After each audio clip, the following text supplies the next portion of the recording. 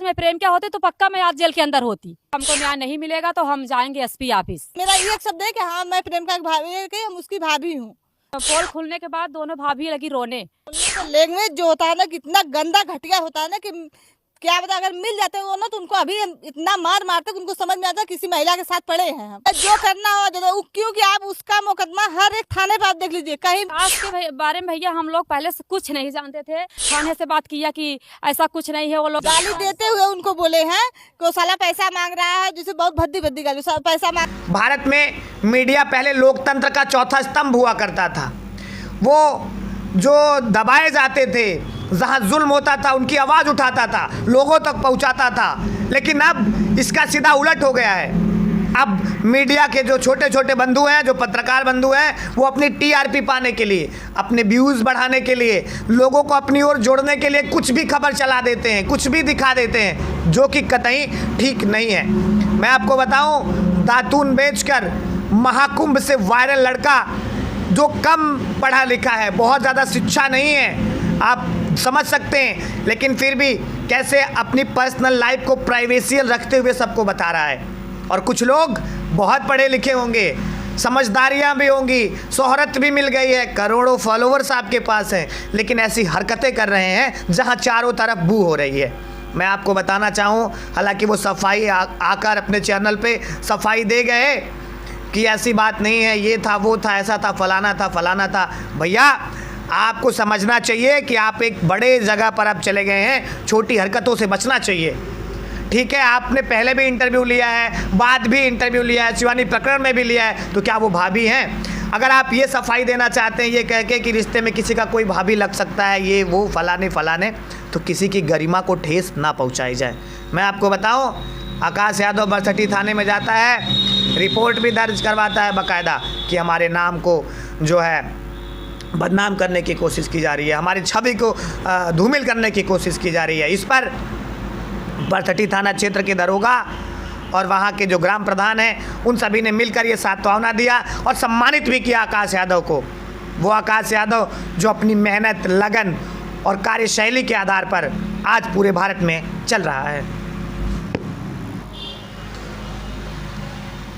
एक चैनल पर साक्षात्कार दिखाया जाता है कि फलाने की भाभी हैं। मैं आपको बताऊं, जिस भाषा का प्रयोग वो महिलाएं उस व्यक्ति के लिए कर रही हैं, वो भी अशोभनीय है। मैं निंदा करता हूं पत्रकार महोदय का भी और साथ ही साथ उन दोनों महिलाओं का भी। आप चंद पैसों के लिए, चंद शोहरतों के लिए, चंद व्यूज़ के लिए इस हद तक किसी की गरिमा को धूमिल पहुंचाएंगी, ये कहाँ तक बर्दाश्त योग्य है। मैं आपको बताऊं, जिस दौर में ये मीडिया चल रही है, जिस दौर में ये पत्रकारिता चल रही है, मैं आपको बताना चाहता हूं दोस्तों, एकदम गर्त में है भारतीय मीडिया। कुछ बंधु हैं जो बिल्कुल मेहनत कर रहे हैं, सही दिशा में कर रहे हैं, और कुछ लोग हैं बस चंद व्यूज़ के लिए कर रहे हैं। मैं आपको बताना चाहूँ, एक दौर हुआ करता था मीडिया में जो चीज़ें आती थी, जैसे गरीब जहाँ कोई प्रकरण हो गया उनको उठाकर न्याय दिलाने की बात करते थे। मैं आपको बताना चाहूँगा, आपने सुना होगा रिपब्लिक भारत। रिपब्लिक भारत वो चैनल रहा जो सिर्फ सुशांत सिंह मर्डर केस को लेकर के आज रिपब्लिक भारत हो गया। ऐसे ही आप पत्रकारिता में वो धार नहीं रहा।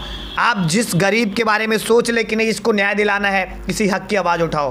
पत्रकारिता में दलाली कुछ इस कदर बढ़ गई है, मैं आपको बताना चाहूँ, अगर किसी का काम करवाना है वो उस खबर चलाते हैं, थोड़ा बड़े हो जाने के बाद तो वहाँ से भी आप वसूली करते हैं कि मैं आपकी खबर चलाऊंगा, आप ये कर दो।